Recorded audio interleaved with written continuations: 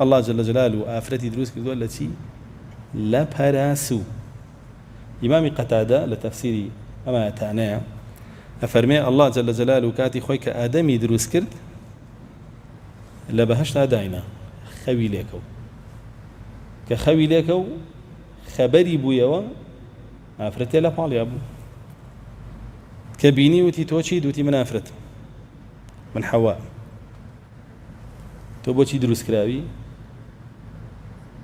فرمي لتسكن إليه وكشون لا تكي سوري أعرافها فرمي ليسكن إليها وجعل منها زوجها ليسكن إليها آفرتكي لخوي بو دروس كردو بوي لباليا أو قرو آرام بقري بويا قربيتو آفرت لمالا نبيت هوي آرامي بو بياو هاي قرب سرو بياو بخوي جياني طالبه واگر بيتو بياويش هروكو شونم صورة باسية كان نبيت قوام بو آفرت بهمان شوا قرب سري وآفرت داماو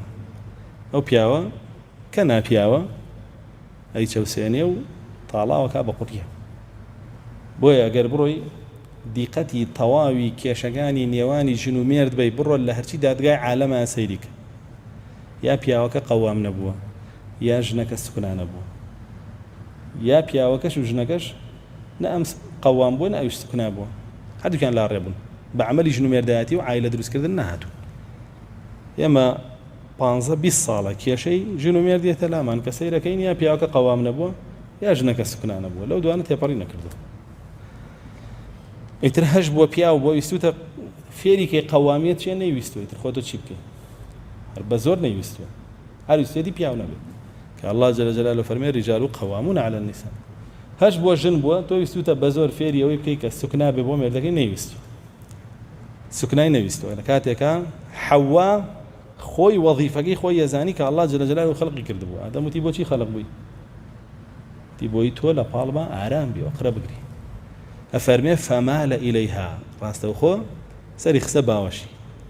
راستوخو ميلي هبوبو حواء جا بياوي كي بياوانا بي ميلي هي بو أفرتي كي حلال نك بو أفرتي كي حرام ميلي هبي بس بو حلال نيبه وانا مردونا بياو ساختة شي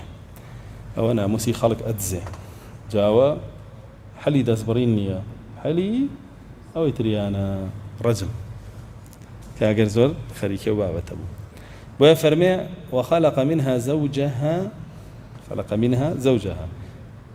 عفرتكي كهاو سريتي لا خوي خلقي كردوا لا دروي خوي بين هنا